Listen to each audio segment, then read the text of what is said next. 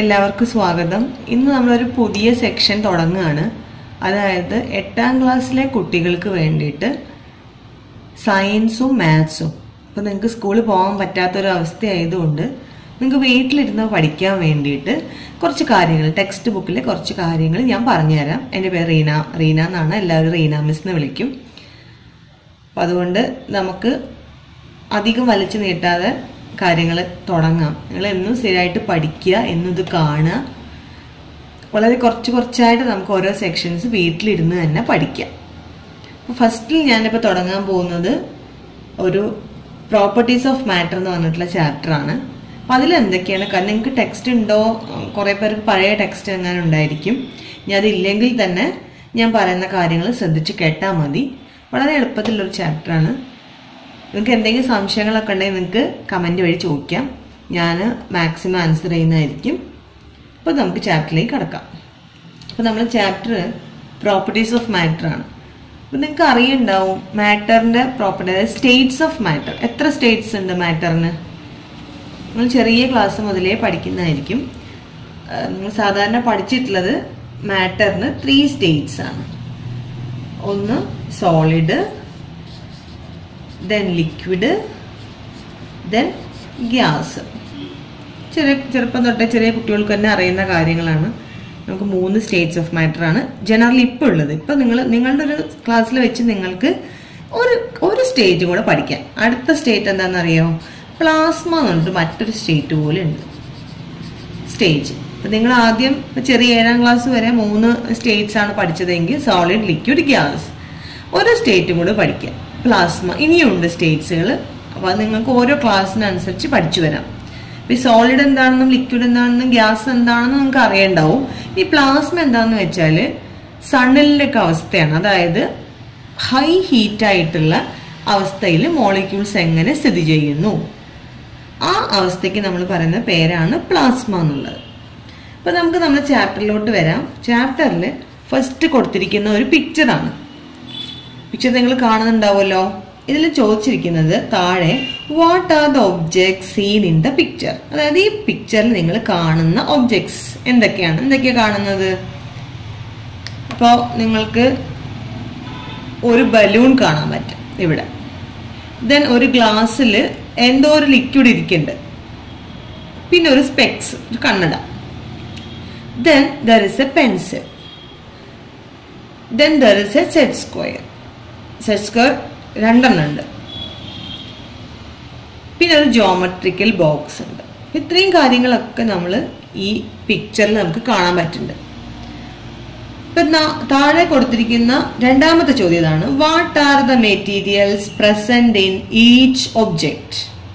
ഈ ബലൂൺ നോക്കൂ, ബലൂൺ വീർത്താണ് ഇരിക്കുന്നത്. അപ്പൊ അതിനുള്ളിൽ എന്തുണ്ടാവും? എയർ ഉണ്ടാവുമല്ലോ. അപ്പൊ അതില് നമുക്കൊന്ന് പറയാം, ബലൂൺ കൊടുത്തിട്ടുണ്ട്, നേരെ എന്താ ഉണ്ടാവുക? എയർ ഉണ്ടാവും. Then pencil. എന്തുകൊണ്ടാണ് പെൻസിൽ ഉണ്ടാക്കിയിട്ടുള്ളത്? വുഡാണ്.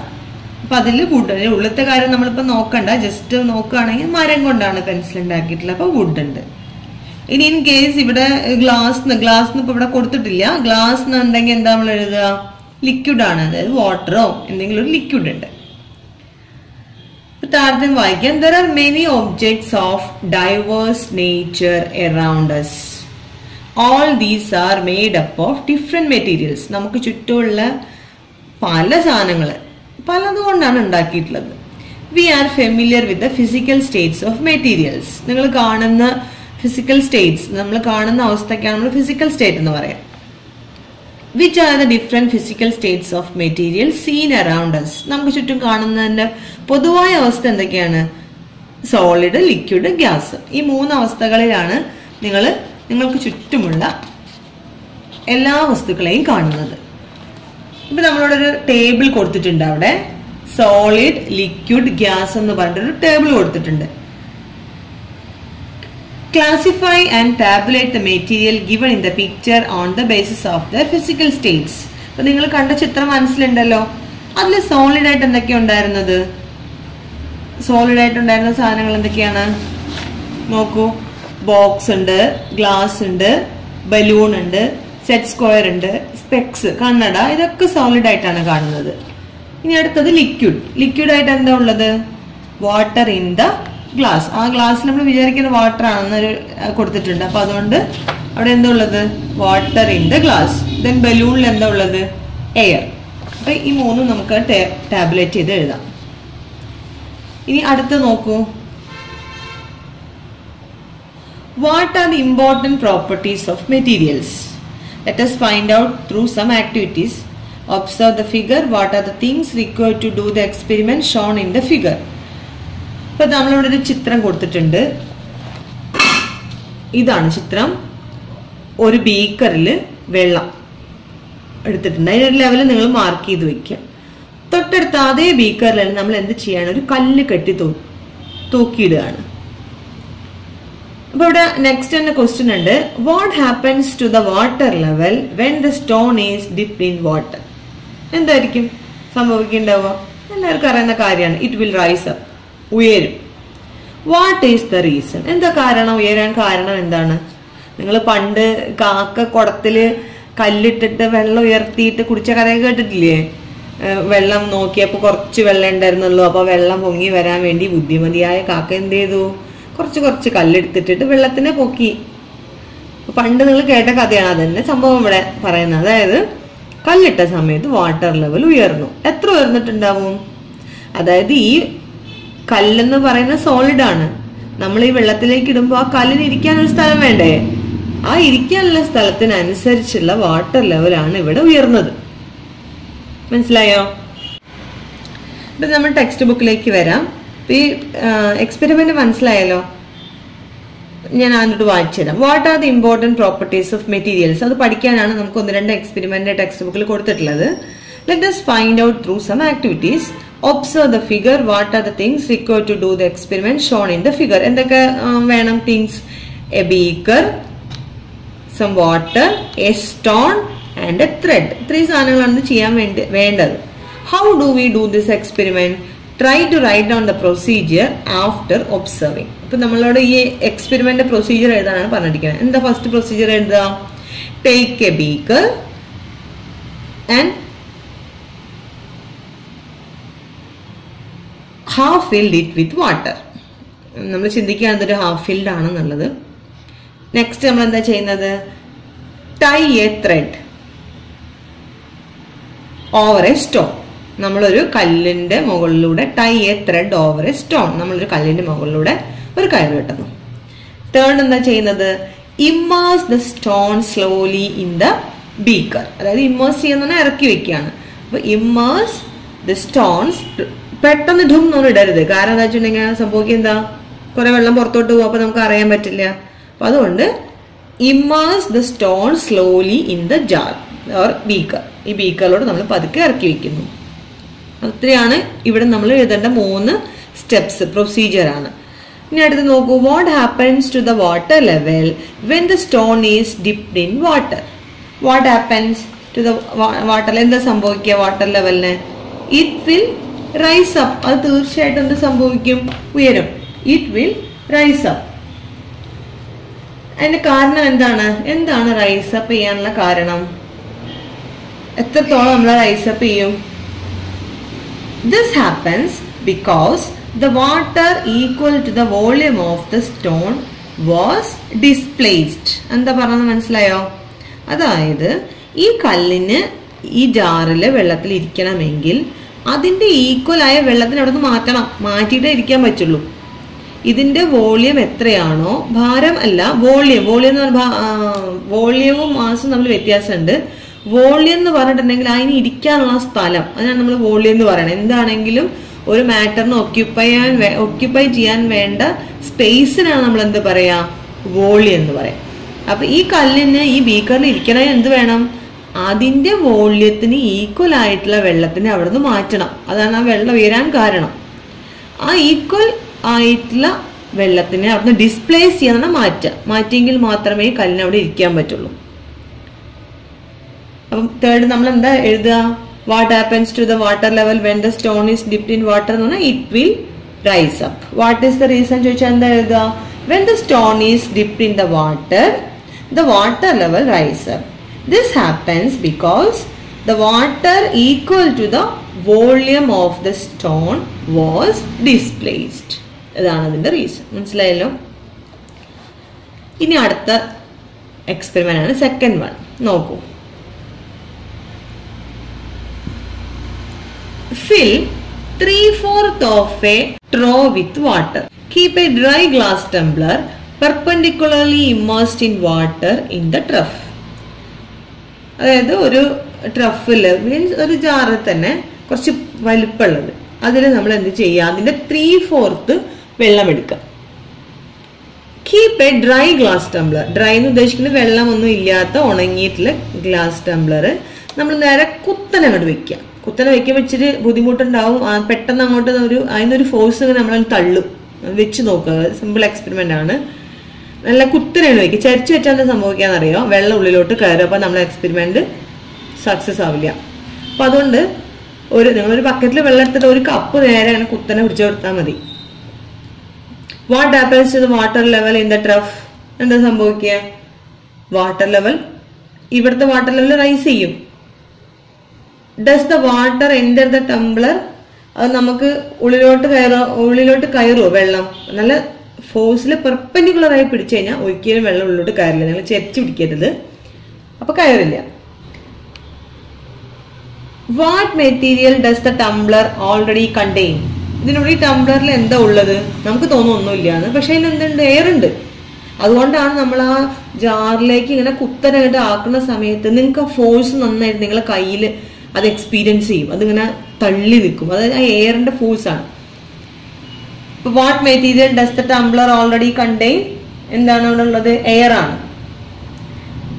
അപ്പൊ ഫോർത്ത് വൺ നോക്കൂ. Is there A relationship between the volume of the material and the difference in the water level? ഉദ്ദേശം എന്താ വെച്ചാൽ ഈ ഗ്ലാസ് ടംബ്ലറിലെ എയറിന്റെ വോള്യവും ഉയർന്ന വാട്ടർ ലെവലും തമ്മിൽ എന്തെങ്കിലും ബന്ധമുണ്ടോ? എന്തെങ്കിലും ബന്ധമുണ്ടോ? ബന്ധമുണ്ട്. ഷുവർ ആയിട്ടും ബന്ധമുണ്ട്. എന്താ ബന്ധം? ദ വോള്യൂം ഓഫ് നേരത്തെ നമ്മൾ പറഞ്ഞ അതേ ബന്ധം തന്നെ. അതായത് എയറിന് ഇരിക്കാൻ ഒരു സ്ഥലം വേണ്ടേ? അപ്പൊ എന്ത് ചെയ്യും? ഈ വാട്ടറിനെ അവിടെ നിന്ന് ഡിസ്പ്ലേസ് ചെയ്യും. ആ സ്ഥലത്ത് നിന്ന് മാറ്റും. മാറ്റുന്ന സമയത്ത് ഇതെന്ത് സംഭവിക്കും? വാട്ടർ ലെവൽ ഉയരും. അപ്പൊ നമ്മൾ എങ്ങനെയാ പറയാ? The volume of the water displaced is equal to the volume of the air inside the tumbler. അതായത് എത്രയാണോ ഡിസ്പ്ലേസ് ചെയ്ത വാട്ടർ ലെവൽ അതിന്റെ വോള്യവും ഈ ടംബ്ലറിലെ എയറിന്റെ വോള്യവും ഈക്വൽ ആണ്. അതാണ് നമ്മുടെ സെക്കൻഡ് എക്സ്പെരിമെന്റിൽ നിന്ന് നമുക്ക് മനസ്സിലാവുന്നത്. ഒരു എക്സ്പെരിമെന്റ് കൂടി ടെക്സ്റ്റ് ബുക്കിൽ കൊടുത്തിട്ടുണ്ട്. ഒരു വടി, ആ വടിയിൽ 2 എയർ ബലൂൺസ് ഉണ്ട്. Air balloons means balloons filled with air. 2 equal balloons ആണ്. നമുക്ക് കണ്ടാൽ മനസ്സിലാവും. ഒരാള് നടുക്കിലൂടെ ഒരു കയറ് കെട്ടി പിടിച്ചിട്ടുണ്ട്. അപ്പൊ 2 ഈക്വൽ ആയിട്ട് ബാലൻസ് ചെയ്താണ് നിൽക്കുന്നത്. ഈ ചിത്രത്തിൽ നിങ്ങൾക്ക് എന്താ മനസ്സിലായത്? ഈ 2 ബലൂണിന്റെയും വോള്യം ഈക്വൽ ആണ്. അതുകൊണ്ടാണ് ഇങ്ങനെ നിൽക്കുന്നത്. ഏതെങ്കിലും ഒന്നിന്റെ വോള്യം ഭാരം കുറഞ്ഞു കഴിഞ്ഞാൽ തീർച്ചയായിട്ടും മറ്റേത് താണുപോകും. ഇപ്പൊ നോക്കൂ, ഇവിടെ പറയുന്നത് എന്താ വെച്ചാൽ isn't clear that the air requires space to occupy. കഴിഞ്ഞ ലാസ്റ്റ് ഈ നമ്മൾ നേരത്തെ എക്സ്പെരിമെന്റ് ബാക്കിയാണ്. അതായത് എയറിന് നിൽക്കാൻ ഒരു സ്ഥലം വേണമെന്ന് ഇപ്പൊ നിങ്ങൾക്ക് മനസ്സിലായല്ലോ എന്നാണ് ചോദിക്കുന്നത്. ഇനി അടുത്ത എക്സ്പെരിമെന്റ് ആണ്. Hang 2 balloons filled with air at the 2 ends of a 30 centimeter long metal scale. അതിനാ 30 centimeter എന്നൊക്കെ പറഞ്ഞാൽ നിങ്ങൾ കൃത്യം നടുക്ക് വെച്ച് ആക്കാൻ വേണ്ടിയിട്ടാണ്. Affix a piece of cello tap on one of the balloons. ഒരു ബലൂണിൽ ഒരു സെല്ലോ ടാപ്പ് ഒട്ടിച്ചിട്ടുണ്ട്. With the help of a thread, suspend the scale in a balanced position. Suspend ചെയ്യാൻ തൂക്കി പിടിക്കുക. Then pierce the force. നമ്മൾ ഓരോ ഭാഗത്തേക്ക് ശരിക്കും ചെയ്യാതെ ഫ്രീ ആയിട്ട് ഇങ്ങനെ ഹാങ് ചെയ്യുക, തൂക്കുക. Then pierce the balloon with a needle on the cello tap. അതായത് ഇപ്പൊ നമ്മള് ഇവിടെ ഒട്ടിച്ചു വെച്ചിട്ടില്ലേ, ഇതെന്ത് ചെയ്യണം? ഒരു സൂചി കൊണ്ട് കുത്തിപ്പൊട്ടിക്കണം. അപ്പോ റെക്കോർഡ് യുവർ ഒബ്സർവേഷൻ. നിങ്ങൾ എന്തൊക്കെയാണ് നിങ്ങളുടെ ഒബ്സർവേഷൻ ഉണ്ടായിട്ടുണ്ടാവുക? ഒന്ന് പെട്ടെന്ന് ഷൂ എന്ന് പറഞ്ഞാൽ അതിന്റെ കാറ്റ് അങ്ങ് പോകും. The air from the balloon goes out. അതാണ് ഫസ്റ്റ് നമ്മളെ ഒബ്സർവേഷൻ. രണ്ടാമത്തെ ഒബ്സർവേഷൻ എന്താണ്? The balloon from which the air has gone out rises. അതായത് ഏതെന്നാണോ എയർ പോയിട്ടുള്ളത് ഈ ഭാഗം അങ്ങ് പൊന്തുമല്ലോ, ഇതങ്ങ് പൊന്തിപ്പോ. ഇത് എന്ത് സംഭവിക്കും? The one filled with air goes down. ഇത് പെട്ടെന്ന് ഇങ്ങോട്ട് താഴും, പെട്ടെന്ന് താണു പോകും. ഇത്രയാണ് നമുക്ക് ഉണ്ടാവുന്ന ഒബ്സർവേഷൻസ്. ഒന്ന്, ആദ്യത്തെ ഒബ്സർവേഷൻ എന്താണ്? Air goes out. രണ്ടാമത്തത്, the balloon from which the air has gone out rises up and the one filled with air goes down. ചോദിച്ചിരിക്കുന്നത് എന്താണ്? What do you infer from this? നിങ്ങൾ ഇതിൽ നിന്ന് എന്താണ് മനസ്സിലാക്കുന്നത് എന്നാണ് ചോദിച്ചിരിക്കുന്നത്. എന്താ മനസ്സിലാക്കുന്നത്? നമുക്ക് എന്താ മനസ്സിലായത്? നമ്മൾ സാധാരണ ഇങ്ങനത്തെ ത്രാസ് പോലെ ഉണ്ട് അല്ലെ, നമ്മള് പണ്ട്, ഇപ്പൊ ഒന്നും എവിടെയും ത്രാസ് ഒന്നും ഇല്ല, ഇപ്പൊ എല്ലാ സ്ഥലത്തും വെയിങ് മെഷീനുകളാണ്. ഇത് പണ്ടത്തെ കണ്ടിട്ടുണ്ടാവും എന്നറിയില്ല നിങ്ങളൊക്കെ, പണ്ടത്തെ കടകളിലൊക്കെ ഉള്ള ത്രാസ് പോലെയാണ് ഇപ്പൊ ഇത്. അതായത് ഒരു തട്ടിൽ നമ്മൾ സാധനങ്ങൾ വെക്കും, മറ്റേ തട്ടിൽ നമ്മൾ കട്ട വെക്കും, രണ്ടും ഈക്വൽ ആവുന്ന വരെ ഇങ്ങനെ തൂക്കും. അത് എന്ത് ഇളക്കാനാണ് നമ്മൾ ശരിക്കും അത് ഉപയോഗിക്കുക? ഓരോന്നിന്റെയും മാസിന് വേണ്ടിയിട്ടാണല്ലോ, ഭാരത്തിന് വേണ്ടിയിട്ടല്ലേ. അപ്പൊ മാസ് മെഷർ ചെയ്യാൻ വേണ്ടിയിട്ടാണ്. അപ്പൊ ഇത് നിങ്ങൾക്ക് എന്താ മനസ്സിലായത്? Air has mass. നമുക്ക് മെയിൻ ആയിട്ട് മനസ്സിലായ കാര്യം എന്താണ്? എയറിന് മാസ് ഉണ്ട്. From this it can be understood that there is mass for air. When the balloon is filled with air, it has more mass than the other and so it goes down. ഇവിടത്തെ കാര്യമാണ് ഞാൻ പറഞ്ഞത്. When the balloon is filled with air, it has mass, so it goes down. നമ്മൾ കുത്തി പൊട്ടിച്ചപ്പോൾ എന്ത് സംഭവിച്ചു? ഇതിലത്തെ ബലൂണിന്റെ കാറ്റ് പോയി, അപ്പൊ അതിന്റെ മാസം പോയി, അപ്പൊ നേരെ പൊങ്ങുകയും ചെയ്തു. അപ്പൊ നമ്മളിപ്പോ രണ്ട് കാര്യങ്ങളാണ് നിങ്ങളിപ്പോ എയറിനെ സംബന്ധിച്ച് പഠിച്ചത്. എന്തൊക്കെയാണ്? നേരത്തെ എക്സ്പെരിമെന്റിൽ നമ്മൾ എന്ത് പഠിച്ചു?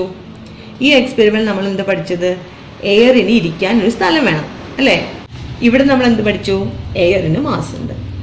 അപ്പൊ ഇത്രയും കാര്യങ്ങൾ, ഇത്രയും നമുക്ക് മനസ്സിലായത് matter is anything that occupies space and has mass. ഫസ്റ്റത്തെ കല്ലിൽ നിന്ന് നമുക്കത് മനസ്സിലായി, ഇരിക്കാൻ സ്ഥലം വേണമെന്ന്. പിന്നെ ലിക്വിഡിന് ഇരിക്കാൻ സ്ഥലം വേണ്ടതുകൊണ്ടാണ് ലിക്വിഡ് പൊന്തിയത് അല്ലെ, കുറച്ച് റൈസ് അപ്പ് ചെയ്തത് എന്തുകൊണ്ടാണ്? ഇരിക്കാൻ സ്ഥലം വേണ്ടതുകൊണ്ടല്ലേ.